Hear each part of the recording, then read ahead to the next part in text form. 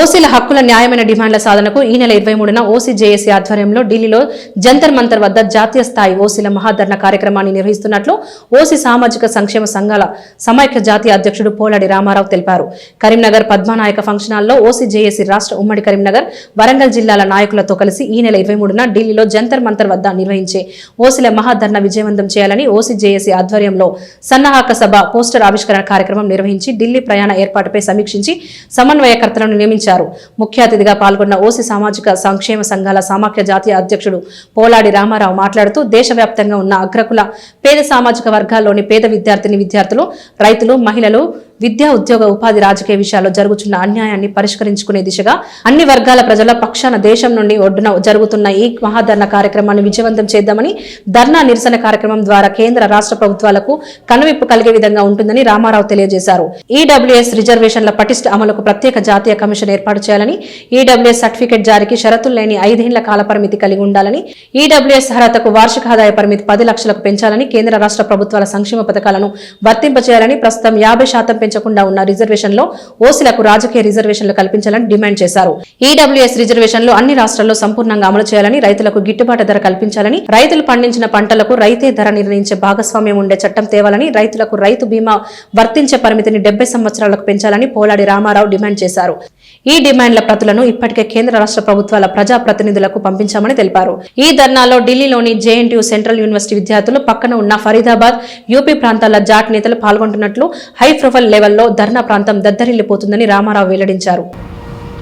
మన గౌరవనీయులైన మన తెలంగాణ రాష్ట్ర సీఎం రేవంత్ రెడ్డి గారు నిన్న ఒక కార్యక్రమంలో చేసిన ఒక ఓసీ సామాజిక వర్గాన్ని, ముఖ్యంగా వెల్మ సామాజిక వర్గాన్ని కించపరుస్తూ బాధ్యతారహితంగా చేసిన అనుచిత వ్యాఖ్యలను మా ఓసీ సంఘాల తరఫున మేము తీవ్రంగా ఖండిస్తున్నాం. బేషరతుగా బహిరంగంగా క్షమాపణ చెప్పి తన వైఖరిని మార్చుకోవాలని చెప్పి మేము డిమాండ్ చేస్తున్నాం. గతంలో కూడా అనేకసార్లు ఇదే విధంగా ఈ సామాజిక వర్గాన్ని కించపరుస్తూ అనుచిత వ్యాఖ్యలు చేసింది. ఓటు బ్యాంకు రాజకీయాలతో ఈ దిగజారు రాజకీయాలను మానుకోవాలని చెప్పి సీఎం రేవంత్ రెడ్డి గారిని మేము తీవ్ర స్థాయిలో హెచ్చరిస్తున్నాం. ఎందుకంటే మాజీ సీఎం గారి మీద ఇతనికి రాజకీయంగా విభేదాలు ఉండొచ్చు, మేము కాదనలేము. కానీ ఆ విధానాలను ఒక సభ్య సమాజం గుర్తించే విధంగా ఒక బాధ్యత, ఒక ముఖ్యమంత్రి సీఎం కుర్చీ ఉన్నటువంటి ఒక మన రేవంత్ రెడ్డి గారు ఆ కుర్చీకే తలదంపు తెచ్చే విధంగా ఒక బాధ్యతారహితంగా ఆయన మీద చేయడంతో కాకుండా ఆ సామాజిక వర్గంలో ఉన్నటువంటి ఇతర మాజీ ప్రజాప్రతినిధులందరినీ మరియు జాతి నెపమున జాతి మొత్తాన్ని కించపరిచే చేసినటువంటి అనుచిత వ్యాఖ్యలను మనం తీవ్ర స్థాయిలో గర్హిస్తున్నాం, ధ్వజమెత్తున్నాం, ఖండిస్తున్నాం.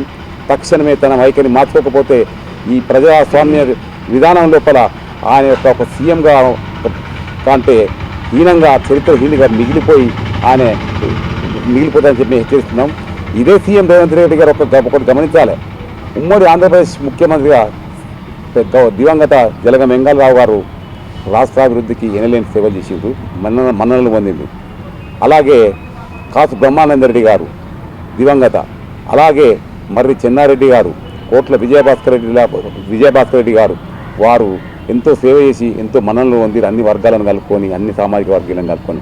అలాగే మన ప్రధానమంత్రి దివంగత మాజీ ప్రధాని మన ఉమ్మడి ఏపీ సీఎం అయినటువంటి ఈవి నరసింహారావు గారు కూడా ఎంతో హుందాగా వ్యవహరించి ఒక పరిపాలన సాగించి మన్ననలు పొంది దేశాన్ని పిచ్చుకున్నారు. దేశవ్యాప్తంగా, ప్రపంచవ్యాప్తంగా మన్ననలు పొందారు. ఇటువంటి పార్టీలు ఉన్న వీళ్ళు ఎక్కడ? మిస్టర్ సీఎం రేవంత్ రెడ్డి గారు మీరెక్కడ? అప్పుడు మీరు ఎక్కడ ఉన్నారు? మీరు ఆ పార్టీలో లేరు. కానీ వాళ్ళని చూసి నేర్చుకోండి, వాళ్ళని చూసి వాళ్ళ యొక్క వైఖరిని చూసి మీరు కొద్దిగా స్టడీ చేయండి. మీకు ఇంకా పరిపక్వత రాజకీయంగా లేదని మేము అనుకుంటాను. మీ ఓటు బ్యాంకు దిగజారు రాజకీయాలతో వెలుమ సామాజిక వర్గాన్ని తీవ్ర స్థాయిలో కించపరిచే విధానం ఇది సరైనది కాదు. బాహ్య ప్రపంచం లోపల మీ వైఖరిని చిచి అని చీదరగొట్టుకుంటారు అందరూ. ఆ ఒక ఓసీ సామాజిక వర్గీయులే కాదు, ఇతర సామాజిక వర్గీయులందరూ కూడా మీ వైఖరిని గ్రహిస్తున్నారు. మీ వైఖరి పట్ల ఆ యొక్క మీరున్నటువంటి పార్టీలో ఉన్నటువంటి మీ పార్టీ నాయకులను, ఆ పార్టీకి కూడా మీరు ద్రోహానికి తలపెట్టిందని చెప్పి ఈ సందర్భంగా అందరూ అనేక చర్చోపచర్చలు జరుపుకుంటున్నారు.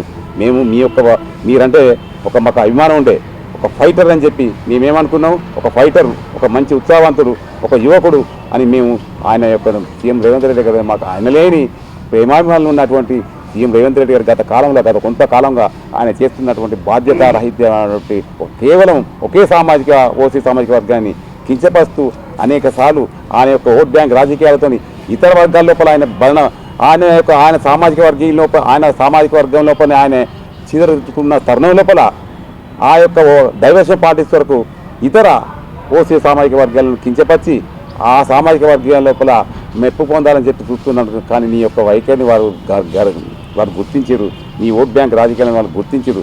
నీ యొక్క పతనానికి నువ్వు నాంది పలుకుతున్నావు. ఇప్పటికైనా బుద్ధి తెచ్చుకో.